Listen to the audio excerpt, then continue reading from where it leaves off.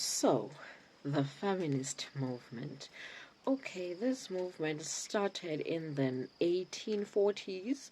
Yeah, in the 1840s. What we know in this era, the generation that is alive now, the movement that started in the 1960s was actually the second wave of the feminism movement. It actually started way, way early. So, what is feminism really? I want us to understand the real meaning behind feminism, not the bastardized version, the version whereby women are trying to compete against men and they are seeking revenge for the fact that they were oppressed for thousands and thousands of years. No. That one is just simply revenge. It's not feminism. Feminism is actually gender equality, seeking for equality, right? We all know that in the past, women were enslaved.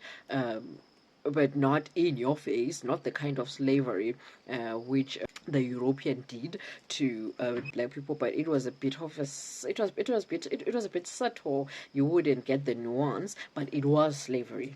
It was slavery. So now, during the 1840s, 1960s, and going on today, real feminism is when people, not necessarily women, but people, human beings, are seeking equality in gender. Let's not look at the gender. Let's not look at the private parts, because it's not the private parts which actually do the task. It's not the private parts that are required to carry out a certain action.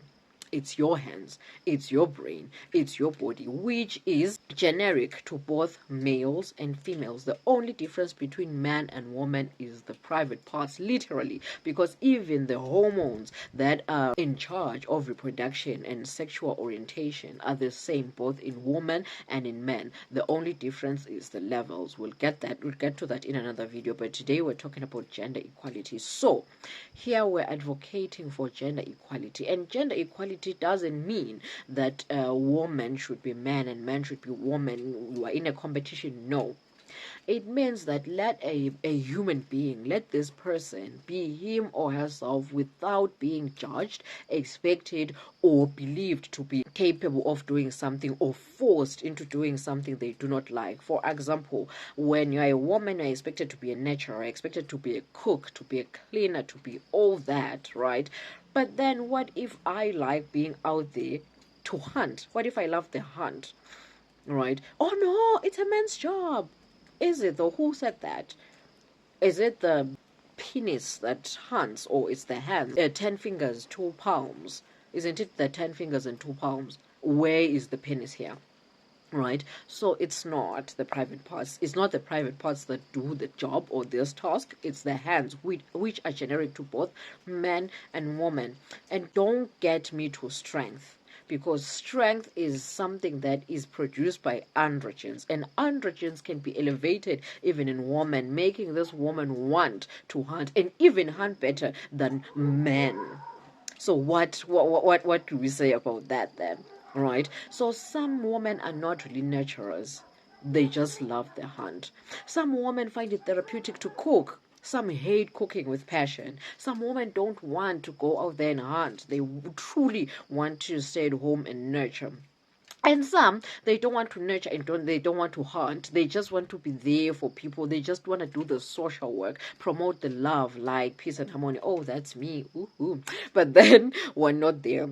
I'm just here to raise awareness in line with this thing of feminism, that feminism has been bastardized into believing that it is women trying to seek revenge for the enslavement they've been put through by men. This thing of women wanting to compete with men. No, gender equality is the complementation, the yin yang. We're not here to compete, because when we compete, I'll come to this part, because in homes now, everybody is bringing in the money. Who will be nurturing the babies? In a union, we should be able to complement each other. And I don't like this thing of 50-50 financially, because if you can check my other video, what feminine toxicity is and what masculine toxicity is, please go and check that video out. I really don't like 50-50 because it discredits the natural I don't want to say role per se, but the natural life or layout of a woman and the natural life and layout of a man. We should complement each other. Men are providers. Finish and clear. Women are life bearers. Finish and clear. You cannot change that a woman brings forth a life. A man cannot do that. And you cannot change the fact that men should provide for what the woman has brought forth. It's yin and yang. That's what we're supposed to do. But then, now the life is here. How are we going to do this? Because you can't expect the woman to be 100% natural, and you can't expect the man to be 100% provider. That's when then you find how we complement each other, how we set these dynamics in a way that fits this union, not any other union, this union we are in, you and I. It's a very diverse topic. We'll just continue it bit by bit.